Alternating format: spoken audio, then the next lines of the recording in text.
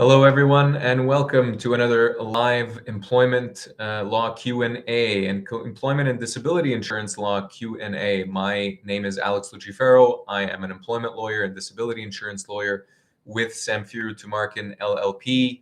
And as usual, as we do every day of the week, here to answer your questions live, questions related to any workplace issues you have. If you're dealing with a difficult boss at work, maybe you feel like you're being mistreated or bullied or harassed. Maybe it's a colleague that you feel is bullying or harassing you. If you're dealing with some sort of issue in the workplace, or perhaps maybe you've been let go from your job, maybe you're facing changes to the terms of your employment. Your employer has come to you and proposed different terms of employment, perhaps a demotion, perhaps a change in your work location or your pay structure. If you're dealing with any of these kinds of workplace or employment issues, you are in the right place. Now is the time to ask your question. Go ahead and post your question along a line, and I promise I will get to you. I will give you the answer that you need to help you resolve your workplace problem. As I said right at the start of the show, we can also answer questions related to medical leaves of absence and disability insurance. If through your employment you have disability insurance and you've taken either a medical leave or you're currently on short-term disability or long-term disability, and your insurance company is giving you a hard time, perhaps they're forcing you to return back to work, or they've threatened to cut off your benefits. If that's the case, again, go ahead and ask your question. Post your concern, post your question. You don't have to mention your specific employer. You don't have to mention the specific insurance company. Ask your question in a general way. And I promise I will get to it. I will answer your question. And you will be much better off having a sense of what your rights are, what your protections are when it comes to your particular situation. I do have to say, when it comes to disability insurance, when it comes to our employment laws here in Ontario and more generally across Canada, our employment laws and our disability insurance laws are actually quite favorable to the individual. They're quite favorable to the employee. But of course, the law cannot protect you. You cannot enforce your rights if you don't know the way the law works. You don't know what your rights are and where perhaps the limitations are to your rights, where your obligations, perhaps as an employee, begin. Again, if you don't know the way the law works in this situation, then you won't be able to protect yourself. And that is step number one. Getting that information, knowing what your rights are, what your obligations are, and what, therefore, solutions and options you have to resolve your workplace problem. I want to get to a particular topic that came across my desk earlier this week. But before that, I'm going to share some of the contact information that we'll typically share as part of our live streams. And that's if you want to get a hold of us, not live on YouTube or Facebook. If you want to get a hold of us at the office, step number one, visit our website. Employmentlawyer.ca is our website. Go to the website. Of course, we've got our contact information there, our toll-free telephone number, email addresses, etc. However, on our website, we also have a ton of resources, blog posts, news articles, video clips. We routinely give interviews to media on various employment law subjects. And this can form the basis, really, and the starting point for your research into your particular issue. Go ahead and visit our website, employmentlawyer.ca. You can also email us. If you want to contact us directly, send us an email at help@employmentlawyer.ca. That's help@employmentlawyer.ca. You see it on your screen right now. Send us a brief email. Give us a brief description of the difficulty or the problem that you're having. If you've been let go from your job, explain that. And I promise, if you email us, someone will get back to you. We actually have a number of people standing by as part of our intake department to return phone calls, respond to emails, get back to people who reach out to us when it comes to their workplace issues. So please, however you want to get a hold of us, whether that's emailing us or visiting our website and getting a hold of us either through our telephone numbers or however else, if you want to email lawyers individually, etc. Of course, all of our contact information is there for our respective offices. And we have offices across Canada, in Vancouver, in Calgary, in Toronto, of course, Ottawa as well. If you're in British Columbia, Alberta, or Ontario, please go ahead and contact us. Just ask the question. That's all it really takes. That's step number one.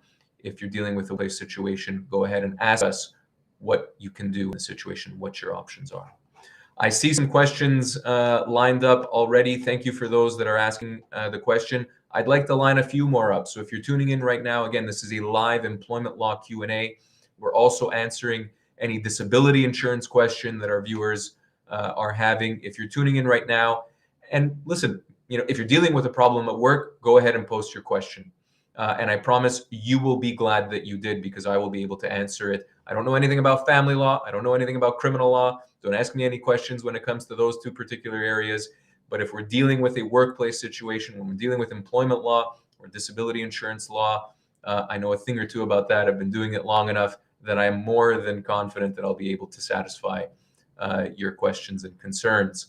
And so please go ahead and post those questions right now. Listen, even if you're not dealing with a particular problem right now, maybe you just want to know what kind of severance you're owed. Maybe you want to know if your employer changes the terms of your employment, what options you might have.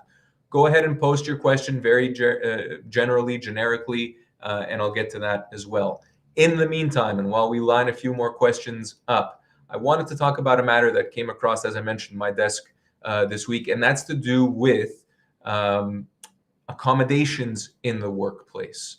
And this is happening more and more nowadays as we're dealing with the ramifications of COVID-19 and all of the stress that that caused, as we're dealing more in the workplace with employees that have either physical limitations and disabilities or mental limitations and disabilities, really, whether it's a mental health or an actual physical problem.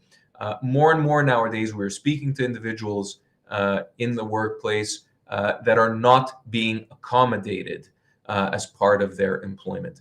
Accommodation, the word accommodation means a very particular thing when it comes to employment.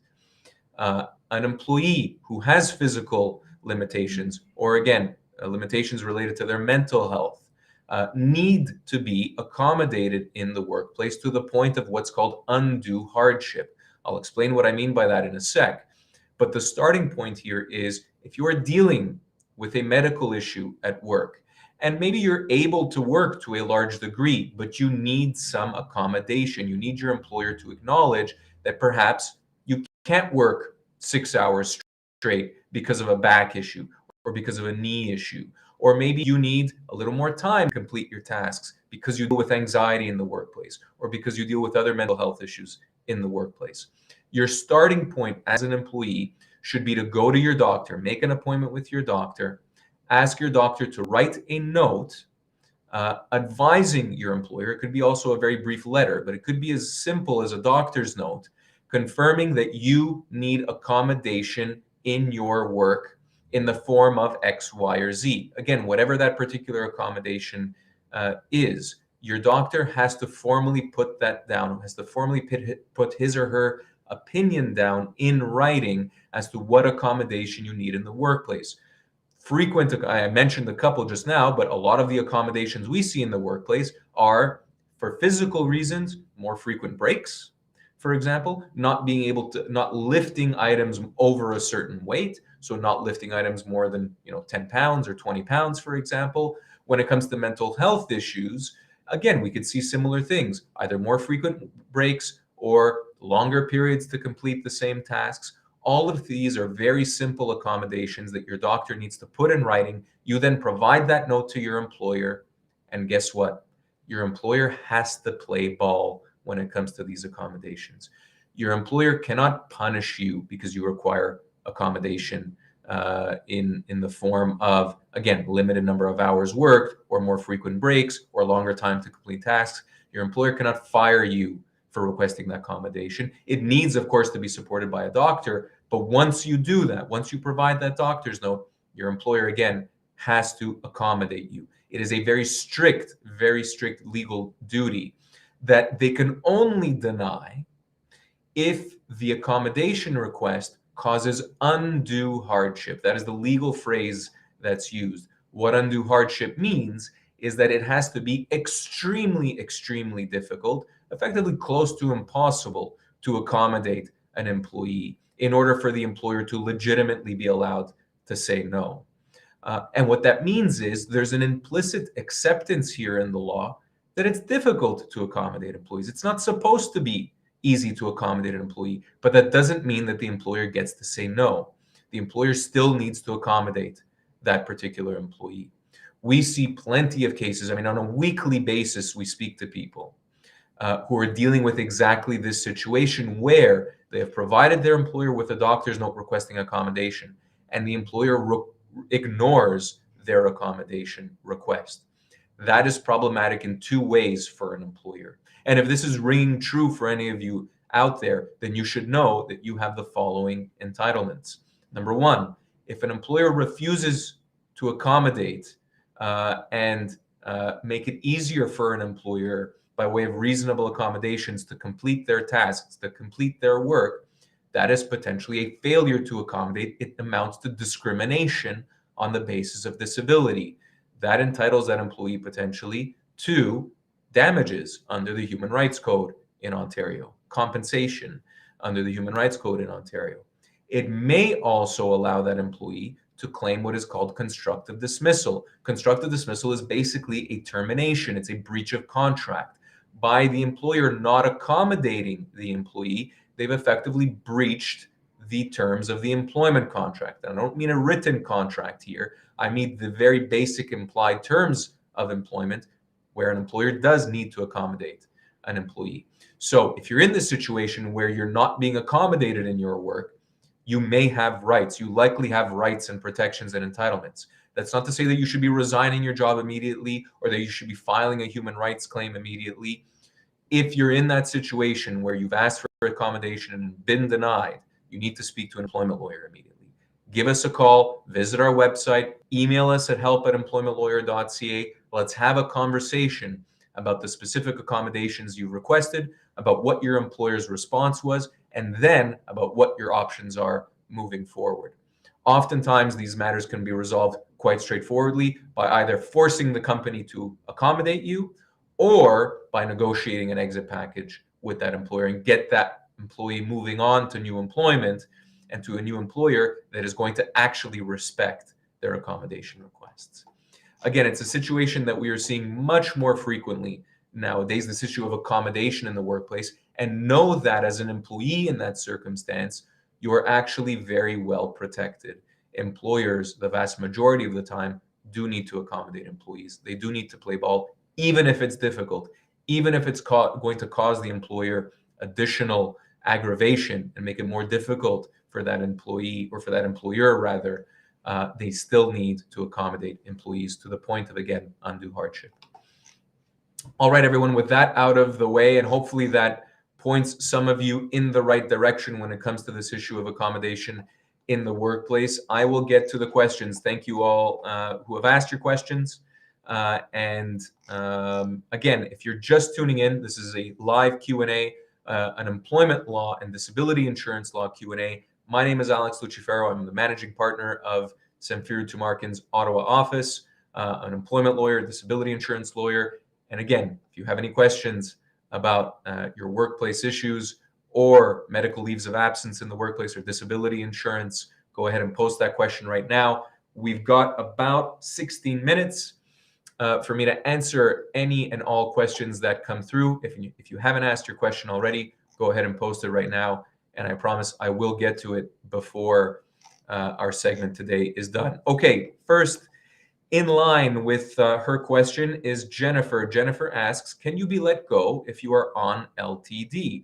LTD referring to long-term disability insurance. This means that these employees on a medical leave of absence, typically for a prolonged period of time, if they're receiving LTD, long-term disability. And the question Jennifer asks is, can you be let go from your job if you are on LTD? The answer, Jennifer, is yes, although the reason for termination ultimately needs to be either one of two things. It needs to be either entirely unrelated to the medical leave of absence, right? So if, for example, you're on long-term disability insurance, you're on a medical leave from your job, but your department is being closed down, or your position is being eliminated and you're not being replaced, and that position isn't being restructured or replaced, then, Jennifer, yes, your employer can potentially let you go because the reason for termination is completely unrelated to the medical leave. And that has to be an absolute necessity. If even 1% of the reason for your termination is related to the fact that you took a medical leave of absence or that you're on disability insurance, then that may very well be discrimination under the Human Rights Code. So again, the examples that we often see is an employee is on medical leave, but again, their position has been eliminated, or their department is being closed, or perhaps the company is ceasing operations.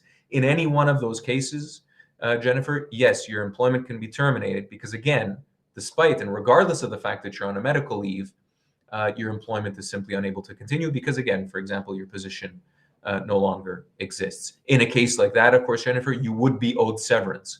You would be owed severance despite the fact that you're on LTD. You would be owed severance like any other employee is owed severance based on their age, position, and years of service with the company. The analysis is quite straightforward.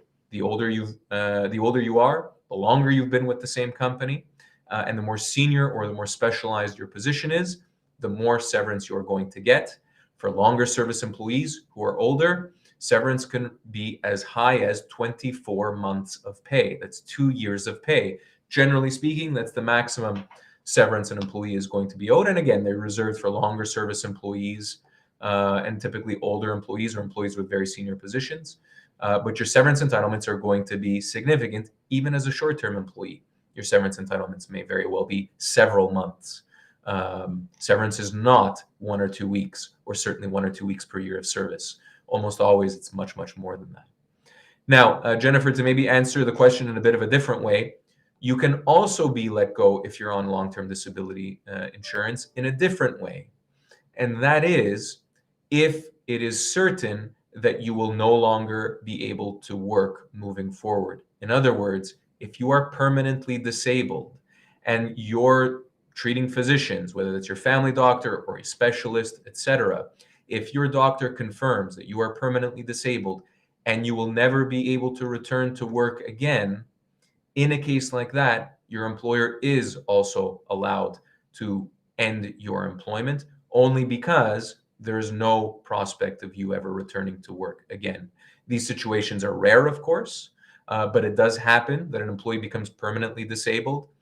And if, again, that is confirmed by the employee's medical professional and treating physicians, then the employer would be allowed to end the employment. That employee would still be owed some amount of severance. It might not be an employee's full severance entitlements, but at least in Ontario, they would be owed a certain amount of severance.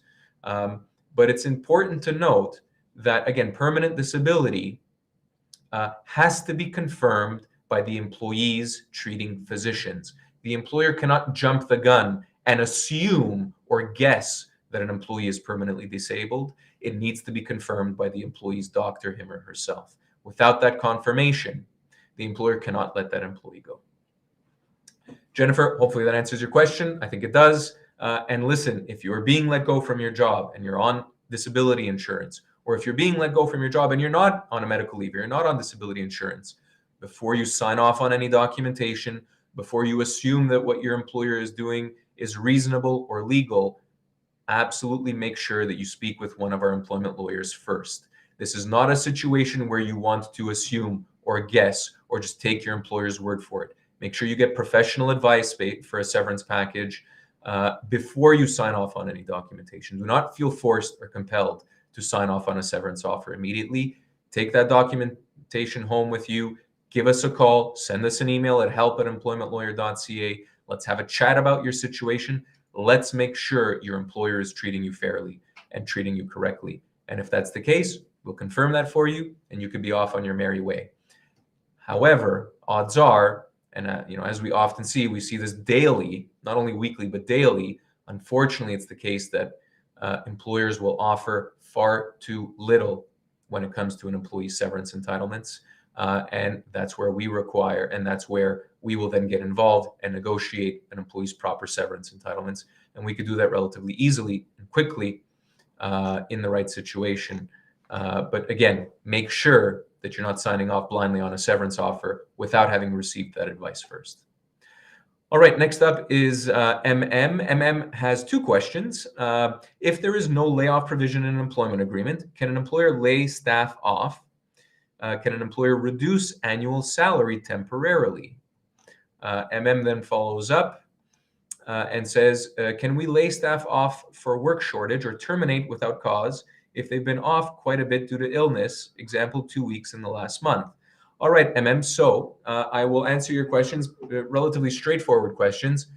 So the answer is this: you cannot lay an employee off temporarily, or for that matter, reduce their compensation without their consent.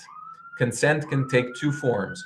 And as you refer to, consent can either be in the form of having a contract of employment that allows the employer to temporarily lay an employee off or reduce their compensation potentially. So if you have an employment contract as an employee and there's a provision in the contract that allows the employer to temporarily lay you off, well, then you've agreed to that by signing that contract, and your employer is allowed to let you off.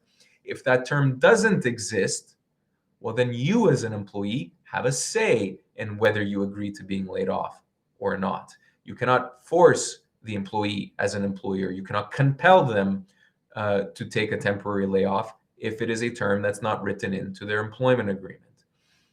And so as an employee in this situation, probably you don't want to accept a temporary layoff because, number one, you can be laid off for an extended period of time going without pay, basically sitting at home waiting to be called back to work without pay, right? And that's not a great situation to be in. Here's the other problem with temporary layoffs.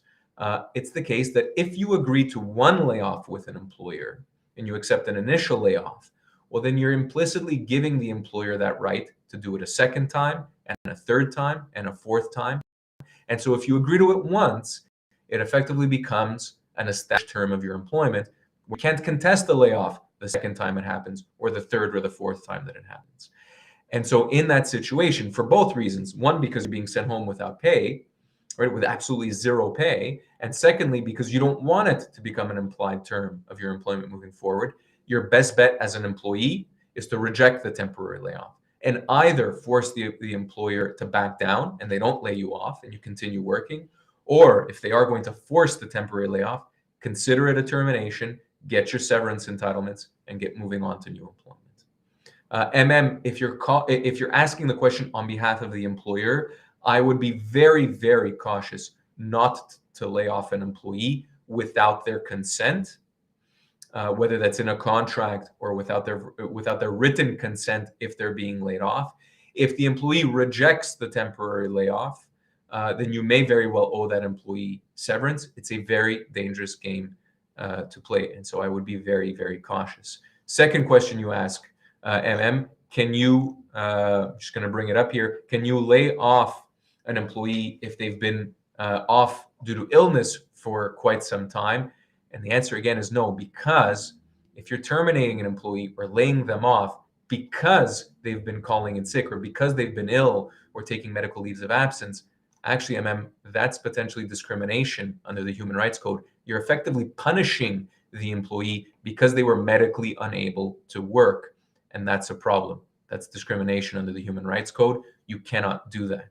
There are other ways in which you can, let's say, performance manage these employees. If you have employees that are calling in sick very regularly and that are just kind of not reliable, not showing up to work enough, and again, perhaps calling in sick, you can potentially ask for medical confirmation, confirming that the employee is indeed sick. This is a very, very delicate topic, as you can tell. From the employer's point of view, if you end up letting an employee go in this situation, not only would you owe that employee severance, you may even be sued for human rights violations and for discrimination. That could land an employer in very hot water. You don't want to have that reputation as an employer. Before you make that decision, it's extremely important from an employer's point of view. And if you're an employee dealing with a situation like this, it's extremely important you get legal advice before you do anything. And so again, give us a call, send us an email. Let's have a private chat in confidence. Let's talk about what your options are, how we can resolve the situation. I can guarantee all of you listening right now, if you're dealing with employment situations, if you're dealing with difficulties at work, there are solutions to every problem here.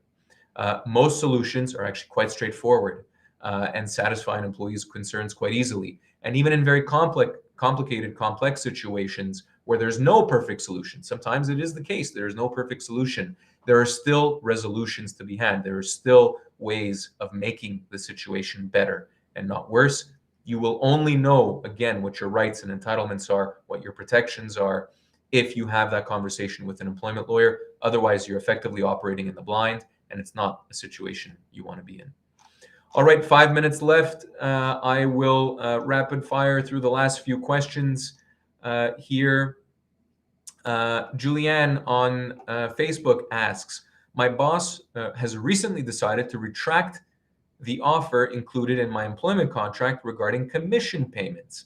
Can he do this? Interesting question, Julianne. And I think the initial answer, at the very least, is probably not, in the sense that if you accepted either a new offer of employment or a promotion or a raise that included commissions as part of that compensation package, and you accepted the job in part because of that additional compensation, or you accepted the new role because of that additional compensation, and your boss has now effectively rescinded that offer, reneged on that offer, and is no longer offering the commission piece, that would entitle you, that would potentially be what we call a constructive dismissal. Constructive dismissal entitles you to severance, potentially, in a case like that. Even as a new employee that you actually never hired on by the company, you were made an offer of employment that was then rescinded, you may be entitled to damages in a situation like that are basically akin to severance. So Julianne, you may very well have recourse here. I believe you likely do. It becomes a question of how long you've been with the company, your age, your position, what that commission was worth potentially. If it was going to be a significant improvement in your pay that's now been withdrawn, again, that's going to be a constructive dismissal. At the very least, Julianne, your employer should have probably provided a reasonable notice of a change like that based on your age, position, and years of service, that it would at least given you some sort of advance notice that that change is coming. Either way, I would suggest, Julianne, let's have a chat, off of live streaming, and see what your options are and see what we can do for you here, because the law does protect an employee in that situation. And I guess the lesson here for employees is very simply this: whenever an employer makes a major change to the terms of your employment, or a significant change to the terms of your employment, whether that's like in Julianne's case, withdrawing the commission component of her compensation, or changing the pay structure in any which way that's going to be significant moving forward, or changing an employee's position, demoting an employee, or removing their job responsibilities in a significant way, or as we saw with temporarily laying that employee off or reducing their pay. Any of those kinds of major changes to the terms of employment are going to trigger protections on the part of the employee.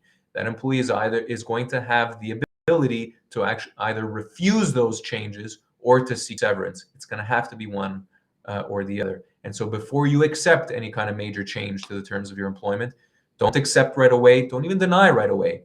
Tell your employer you need some time to think about it.